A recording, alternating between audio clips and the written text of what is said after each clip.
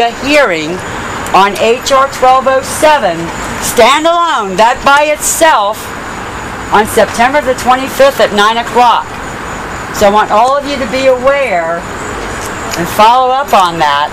Make sure you contact your legislators and make sure they understand, those who have already co-sponsored the bill, that you let them know you're still behind them, you're watching, you're expecting them to follow through.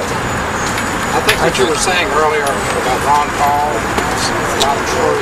You go back to the progressives, to the socialists, to the liberal, to the Marxists. I think Shakespeare said it best, a rose by any other name stole a flower.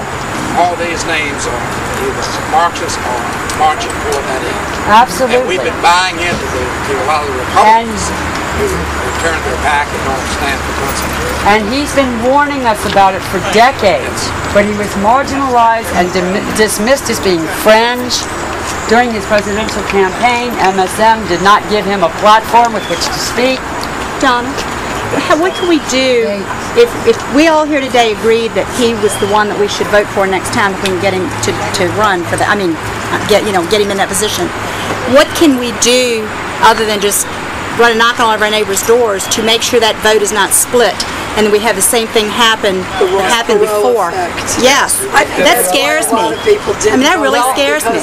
Well, because I vote for him tomorrow, but that's the thing that, I mean, we've seen that happen. It really worries me. You're going to find that there are a lot of hardcore Republicans who are not going to vote any way but Republican. And there are many of them who are centrists who are not going to vote for Ron Paul. They still consider him fringe. And then there are hardcore Democrats. What we have to do is make sure there are hardcore Democrats who are the same way. Yeah. But what we're finding is that many of them have split away from both parties, myself included. I speak too. I was a Republican. I was a Libertarian Republican. I was a Goldwater Republican. Okay? Reagan had a lot of things right, but he didn't have everything right either. I was a Goldwater Republican. But what used to be 6% used to represent the swing vote. They determined the outcome of an election.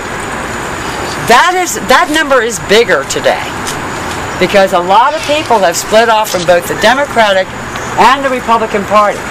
The Tea Parties are responsible for that. It's the Tea Party groups, all the liberty groups, and we all know who we are. We're all in coalition together. We all join one another's organizations and send one another information back and forth. We need to be united on that. Now, Ron Paul has not, I'm going to be honest with you, he always said he didn't want to be president. He didn't want to run.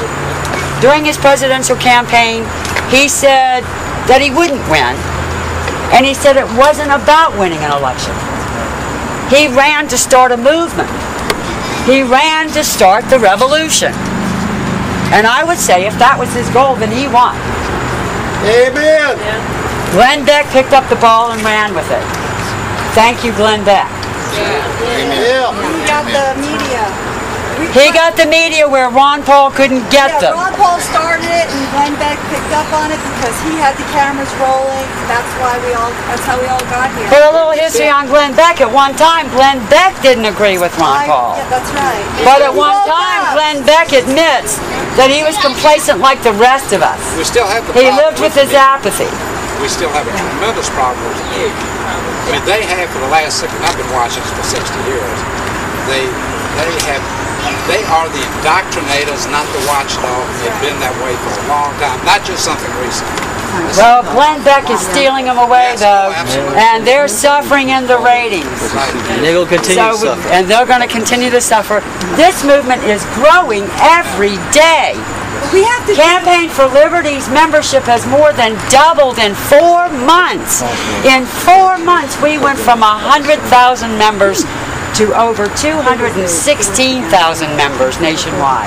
But we have to remember, though, we're here today for many things. The main reason, audit the Federal Reserve. Right. Cohesive, yada yada, but today this is audit the Federal Reserve. What can we do? This woman said, what can we do about elected That's second. I believe in finding the right person to elect, but we've got to concentrate. We've got just a couple of months. Our time is short. Yes, it is. That something is going to be done one way or another, you guys, in less than 2 months. Yeah, so this is what happened. We just returned from Mac's Head. Guess what? The hotel clerk saw Ron Paul. This is not all about Ron Paul, but they saw a Ron Paul button. We started talking Audit the Federal Reserve. Guess what? He's calling, he's made a few phone calls, he's talked to other people we were talking to later in a hotel, in a restaurant. Same thing, 2 people there. All on board for auditing the Federal Reserve. Different age groups too. So this is just not a youth. This age is no issue here. I got over 50 petition signatures from Democrats. Yeah, and it's nonpartisan. What do? Talk to people. Those little, make a little brochure, a little handout like you suggested. Just have a little blurby thing. I think I have a couple in my car. About HR 1207 and it's really 604 is what we're pushing.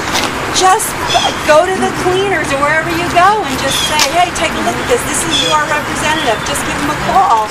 One phone call, and they're scared because we're growing in numbers. Just make that right. You have asked the right question, is what can you do? And that's something that all of us have been searching for. 2 months ago, I had the same question. I now had the answer. I attended a seminar put on by American Majority. The sons of Jim Ryan run that seminar. It's nonpartisan, it's non-political. It teaches 2 things, grassroots activist training, and it teaches candidate training. The 2 most powerful things that we can do are make a personal phone call, and there are 5 offices for Webb, 5 offices for Warner. If you go to the WST website, you'll be able to get those phone numbers and their addresses. The second most powerful thing you can do is write them a handwritten letter. If you've got a petition to sign it, but what really impacts them is those handwritten letters and the personal phone calls, because as politicians, they know that for every one of those that they receive, there's 10 to 20 more that wanted to do it, didn't have the phone number, didn't have the address, didn't have the time. And by golly, that's the way you can step up. That's the 2 most powerful things you can do. 5 offices, Warner with, hit them, hit them, hit them. Not just email. No, not just email. It's great. Get a bad answer from an email. I think that the grassroots movement, the opposition has used technology so well. My kids are Facebooking constantly, and I found out that I made a serious flaw the other day. On Friday, when I decided to take that trip to D.C., I should have Facebooked it immediately, because when I got back and I Facebooked it, at least 15 people said, oh, if I had known you were going, I would have gone. Yeah. And you got to put information out. I mean, give people weeks, 2 weeks. Don't just think small. Don't just think here.